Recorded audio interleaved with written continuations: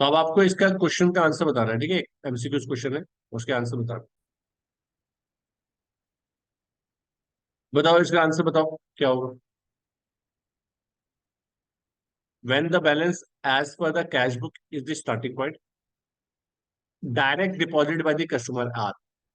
अगर directly bank customer deposit कर देता है तो क्या होगा हमारे कैश बुक में में इस एंट्री का ट्रीटमेंट क्या होगा? ये एडेड होगा या माइनस होगा? क्या होगा? ठीक है, एडेड होगा। नेक्स्ट देखो। नेक्स्ट बताओ इसका। BRS a bank reconciliation statement is a part of cash book, part of bank book, part of financial statement और none of the.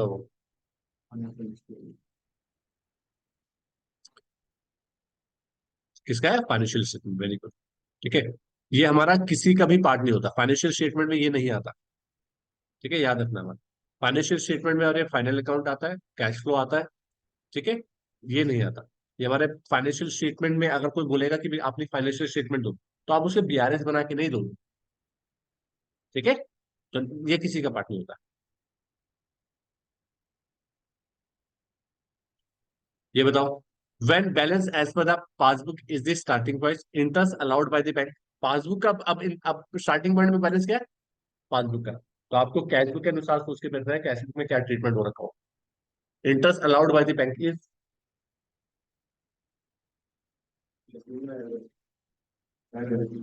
Cash book में क्या करेंगे? ऐड करेंगे।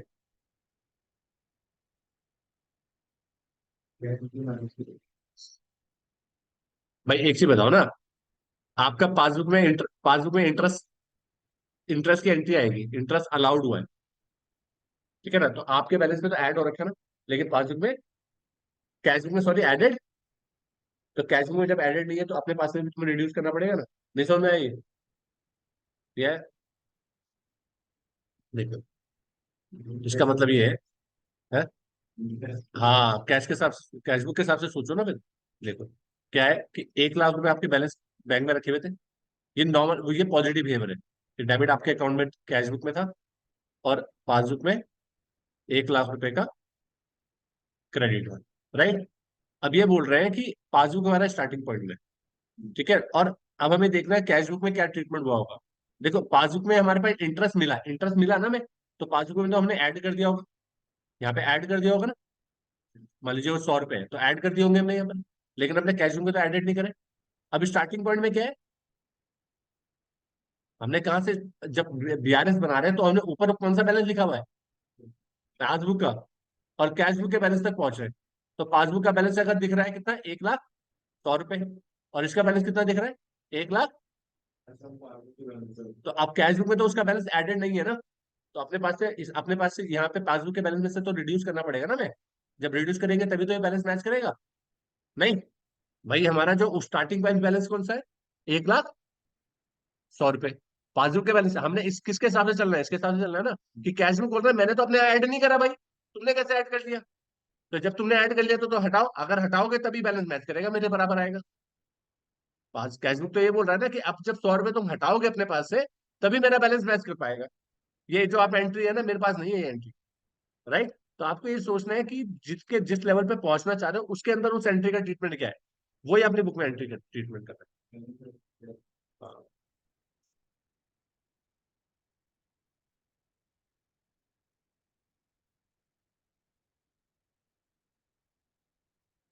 नेक्स्ट देखो।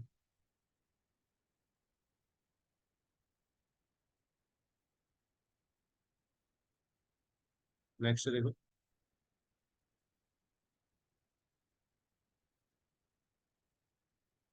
Bank reconcile statement is prepared with the help of.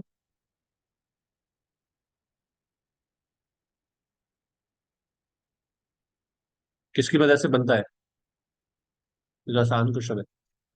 Bank statement and bank column of the cash book, bank statement and cash column of the cash book, bank column of the cash book and cash column of the cash book. कौन सा? सी। कौन सा बनेगा? ए। अरे भाई, bank statement से बनेगी, एक बैंक स्टेटमेंट की जरूरत पड़ेगी पासबुक जिसे।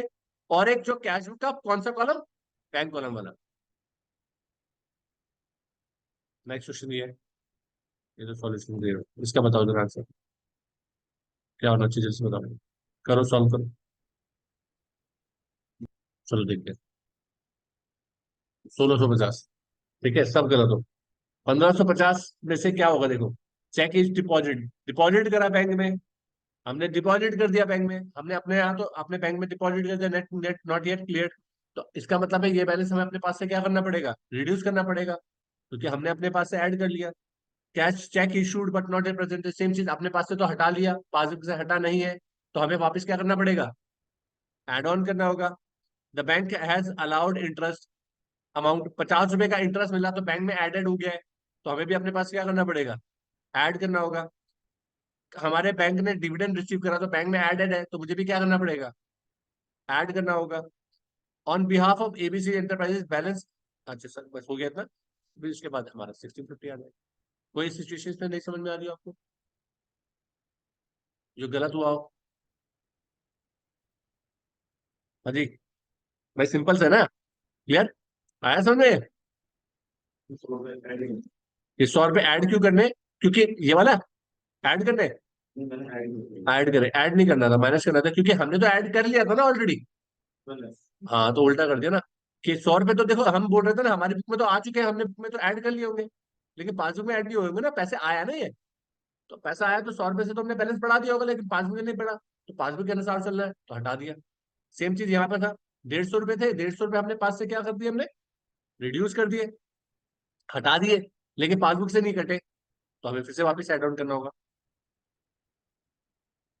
चलो ये बताओ जल्द से करके दो, ये बताओ।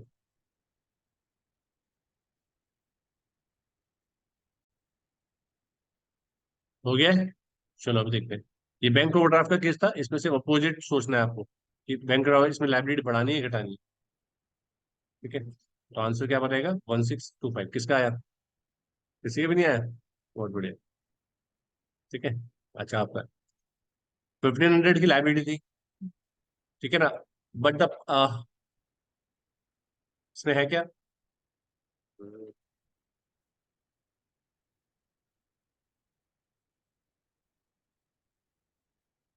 पहला केस क्या है, कि cash but the bank passbook made up the same data shown in the cheque was 100 rupees,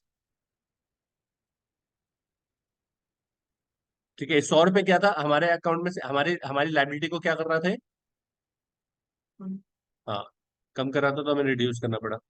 50 रुपए क्या थे, 125 25 क्या थे, respective has been represented for the payment, हमने प्रेजेंट कर दिया था, पेमेंट के लिए प्रेजेंट कर दिया है, हमने पैसे पेमेंट के लिए प्रेजेंट कर दिया था, ठीक है ना। तो लेकिन हमारे अकाउंट से अभी तक कटे नहीं, ठीक है ना, तो अब इसलिए हमें ये क्या करना पड़ा, हमें 100 रुपए और 50 रुपए और ऊपर 50 रुपीज, तीनों के तीनों क्या करने पड़े, फिर से वापस माइनस करने, क्योंकि हमारी लाइबिलिटी तो बढ़ गई होगी ना। नहीं समझ में आया, भाई मैंने किसी को चेक दिया, 1500 रुपए ऑलरेडी देने थे मेरे को बैंक से, तो मैंने जब एक एक को दिया चेक 100 रुपए का, एक को दिया 50 रुपए का, एक को दिया 125 रुपए का, तो मेरी बुक में तो लाइबिलिटी बढ़ गई होगी ना, और लेकिन पासबुक से के अनुसार तो नहीं बढ़ी ना, तो मुझे फिर वापस उसे क्या करना पड़ेगा, लाइबिलिटी मेरी बढ़ गई थी तो उसे लाइबिलिटी को कम करना होगा, फिर मुझे रिड्यूस करना होगा ना, नहीं, तो इसने रिड्यूस कर दिया। And not been presented for the payment and the cheque was 400 paid into bank, मतलब बैंक में जमा करा, लेकिन तो मेरे से मतलब मैंने अपनी लाइबिलिटी को रिड्यूस करा होगा, लेकिन रिड्यूस तो नहीं हुई, तो उससे क्या करना पड़ेगा, वापस लाइबिलिटी को बढ़ाना, ठीक है। तो ये आपको पूरे का पूरा क्वेश्चन पेपर हम लोगों ने सॉल्व करवा दिया, और बीआरएस हमारा कंप्लीट हो गया, इस तरीके से क्वेश्चन आपको कंप्लीट करना है। तो आप प्रैक्टिस करिए, थैंक यू सो मच।